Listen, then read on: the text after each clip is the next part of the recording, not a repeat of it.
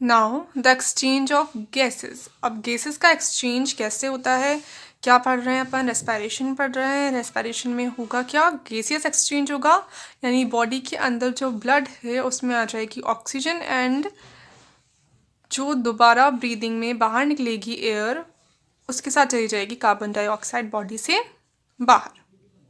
तो अपन ने पढ़ा ब्रीदिंग के टाइम पे इंस्पायरेशन के प्रोसेस में क्या होगा, ऑक्सीजन एंटर करेगी लंग्स में, तो ऑक्सीजन एक्सटर्नल नॉस्ट्रल से आएगी नेजल चैम्बर में, देन इंटरनल नॉस्ट्रल से चली जाएगी फेरिंग्स में, फेरिंग्स से लैरिंग्स में, लैरिंग्स से ट्रेकिया में, ट्रेकिया आगे जाके ब्रांचेस बना लेगा ब्रोंकाई, ब्रोंकाई देन ब्रोंकाई या फिर इसको कहेंगे प्राइमरी ब्रोंकाई, ब्रोंकाई और ब्रांचेस बना लेगा लंग्स में एंटर करने के बाद, उनको कहेंगे secondary bronchi, then secondary bronchi again divide हो जाएगा, फिर उनको कहेंगे टर्शरी ब्रोंकाई, वो बना लेंगे ब्रोंक्यूल्स, फिर ब्रोंक्यूल्स बहुत ही फाइन जो होंगी, जो आगे जाके ब्रांचेस नहीं बनाएंगे, वो होंगे टर्मिनल ब्रोंक्यूल्स।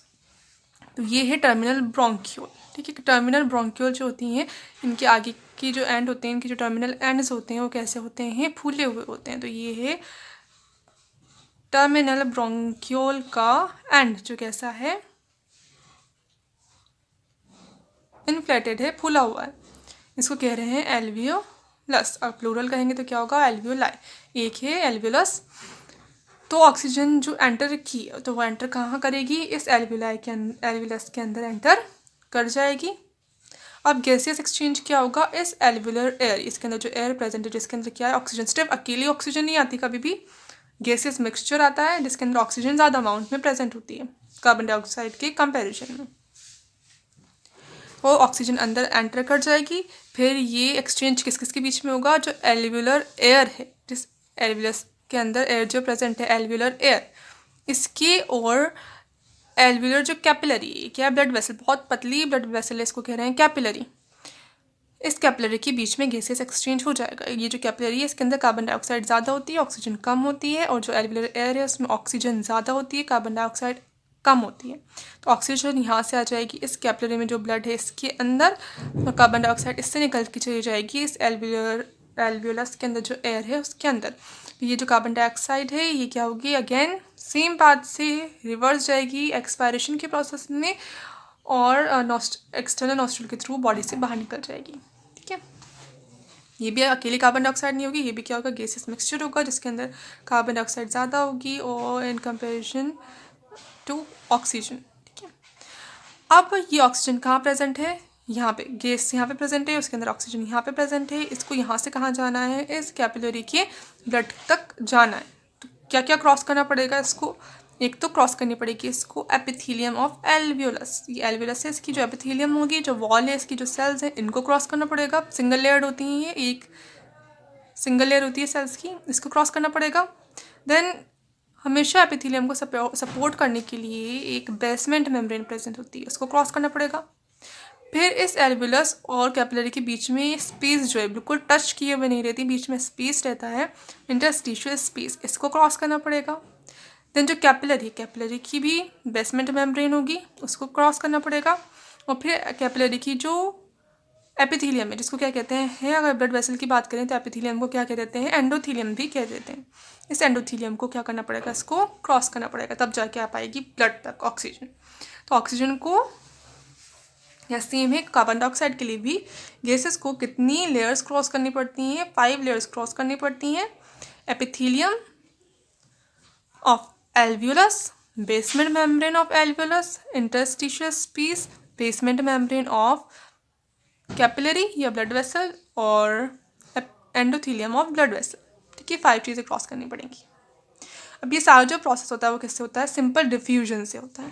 डिफ्यूजन क्या होता है, द मूवमेंट ऑफ सब्सटेंस और gas from its higher concentration to its lower concentration. अगर गैस कैसे मूव करे, अपनी हायर कंसनट्रेशन से लोअर कंसनट्रेशन वाले एरिया में मूव करती है, तब उसको क्या कहते हैं, डिफ्यूजन। तो गैसेस के लिए भी है, अदर सब्सटेंसेस के लिए भी है डिफ्यूजन का प्रोसेस, पर अभी यहाँ किसकी बात कर रहे हैं, गैसेस की बात कर रहे हैं। अब डिफ्यूजन कैसे होगा, इसके पैराइटल प्रेशर के अकॉर्डिंग होगा। ठीक है, जहाँ पर गैस का पैराइटल प्रेशर ज़्यादा है वहाँ से वो मूव करेगी कहाँ पे, जहाँ पे उस गैस का पैराइटल प्रेशर कम है वहाँ पर। ठीक है, अब देखें अपन इंस्पायर्ड एयर जो है अपन ने ब्रीथ किया, ब्रीथ करेंगे तो कौन सी एयर अंदर जाएगी? जो एनवायरनमेंट में प्रेजेंट है वही गैस बॉडी के अंदर एंटर करेगी, एल्विलाई के अंदर एंटर करेगी। तो इंस्पायर्ड एयर या जो एनवायरनमेंट में एयर है जो अपने इंस्पायर करके कहाँ आ गई, वो एल्वियलस के अंदर आ गई, उसको कहेंगे इंस्पायर्ड एयर। उसमें ऑक्सीजन का पैराइटल प्रेशर कितना होता है? 158 mm मर्करी, ठीक है। और इसके अंदर कार्बन डाइऑक्साइड का कितना होता है? 0.3 mm मर्करी। तो जो अपन ने अंदर ली या जो एनवायरनमेंट में थी उसमें ऑक्सीजन ज़्यादा थी और कार्बन डाइऑक्साइड बहुत कम थी। कैसी थी एयर? ऑक्सीजनेटेड थी, ठीक है, ऑक्सीजन इसमें ज़्यादा प्रेजेंट थी। अब वो जैसे ही एंटर करेगी कहाँ तक? पूरा क्रॉस करके आई, सारा अपना पाथ को कंप्लीट करती हुई आई और कहाँ आ गई? एल्वियोलाई के अंदर। अब अपन ने पढ़ा है लंग्स में पहले से ही हमेशा थोड़ी एयर प्रेजेंट होती है, तो वो कहाँ प्रेजेंट होगी? लंग्स का ही पार्ट है एल्वियोलाई, तो एल्वियोलाई के अंदर ही प्रेजेंट होगी वो। तो एल्वियोलर एयर, जिस एल्वियोलाई में पहले से थोड़ी एयर प्रेजेंट है और ये जो इंस्पायर किया वो भी कहाँ आ गई? उस एल्वियोलाई के अंदर ही आ गई। अब जो पहले से एयर प्रेजेंट थी वो कैसी होती है? डीऑक्सीजनेटेड होती है, उसमें ऑक्सीजन कम होती है और कार्बन डाइऑक्साइड ज़्यादा होती है। उसके साथ ये इंस्पायर्ड एयर मिक्स हो जाएगी, आएगी तो वो भी कहाँ पे? एल्वियोलाई के अंदर ही आएगी। तो उसके साथ मिक्स होने की वजह से ऑक्सीजन का जो पैराइटल प्रेशर वो थोड़ा कम हो जाएगा, क्योंकि पहले जो एयर थी उसके अंदर ऑक्सीजन कम थी, कार्बन डाइऑक्साइड ज़्यादा थी। इस चीज़ का थोड़ा कम हो गया, पैराइटल प्रेशर कितना हो गया? 104। और कार्बन डाइऑक्साइड का बढ़ गया क्योंकि जो पहले से एयर प्रेजेंट थी उसके अंदर कार्बन डाइऑक्साइड थोड़ी ज़्यादा थी, तो ये हो जाएगा 40, ठीक है। फिर भी कंपेयर करें अपन तो क्या है? ऑक्सीजन का बहुत ज़्यादा है। अब जो इसको एक्चुअल ब्लड मत करना, इसको करना ब्लड इन पल्मोनरी आर्टरी। यहाँ पे क्या लिखोगे? Blood in pulmonary artery. Pulmonary artery क्या करती है? लंग्स से ब्लड लेके आती है जो होता है इम्प्योर, यानी होता है डीऑक्सीजनेटेड, यानी उसमें ऑक्सीजन होती है बहुत कम। उसको प्योर करने के लिए कहाँ तक लेके आती है? यानी उसमें ऑक्सीजन को ऐड कराने के लिए कहाँ तक लेके आती है? लंग्स तक। कौन सी? Pulmonary artery. तो पल्मोनरी आर्टरी में जो ब्लड होता है वो कैसा होता है? डीऑक्सीजनेटेड होता है, जिसमें ऑक्सीजन तो बहुत कम है, 40 ही है, उसका पैराइटल प्रेशर 40 mm मर्करी ही है, और कार्बन डाइऑक्साइड ज़्यादा है, कितनी है? 46 mm मर्करी। तो ये देखो इस डायग्राम में, यहाँ पे क्या है? एल्वियोलर एयर, इसके अंदर कितना है पैराइटल प्रेशर ऑक्सीजन का? 104।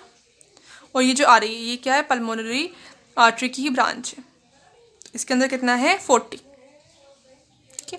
यहाँ है 104 ऑक्सीजन, यहाँ है 40 ऑक्सीजन, तो ऑक्सीजन कहाँ मूव करेगी? Higher parietal pressure to lower parietal pressure वाले एरिया में। तो ऑक्सीजन कहाँ एंटर करेगी? एल्वियोलस से निकल के कहाँ आ जाएगी? इस ब्लड के अंदर आ जाएगी, ठीक है। अब कार्बन डाइऑक्साइड का देखिए अपन, यहाँ पे तो है 40, यहाँ पे 46, तो कार्बन डाइऑक्साइड कैसे मूव करेगी? यहाँ से चली जाएगी एल्वियोलस के अंदर, ठीक है। ऑक्सीजन तो यूँ मूव करेगी, कार्बन डाइऑक्साइड ऐसे मूव करेगी, तो मूवमेंट हो गई, एक्सचेंज हो गया गैसेस का। ऑक्सीजन तो इस पल्मोनरी आर्टरी की जो ब्रांच है, कैपिलरी जो है, इसके अंदर आ गई, और कार्बन डाइऑक्साइड निकल के वहाँ पे कहाँ चली गई? एल्वियोलस के अंदर चली गई। अब इसके अंदर क्या होगा? यहाँ पे तो क्या था? ऑक्सीजन कम थी, कार्बन डाइऑक्साइड ज़्यादा थी, पर यहाँ पे एक्सचेंज हो गया, तो यहाँ पे क्या होगा?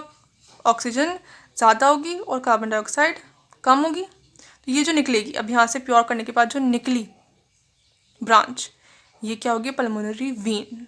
तो यहाँ पे ऑक्सीजन ज़्यादा होगी और कार्बन डाइऑक्साइड कम होगी। यहाँ पे करना पल्मोनरी,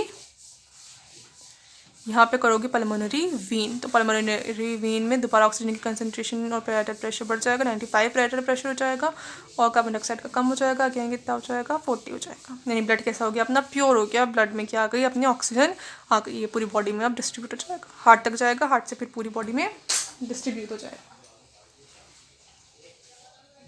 अब पैराइटल प्रेशर क्या होता है?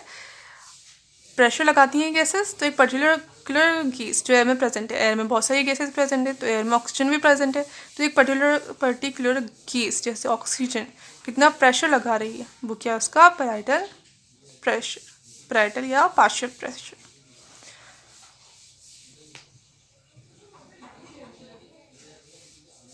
ठीक है। ऐसे एक्सचेंज हो जाता है गैसेस का।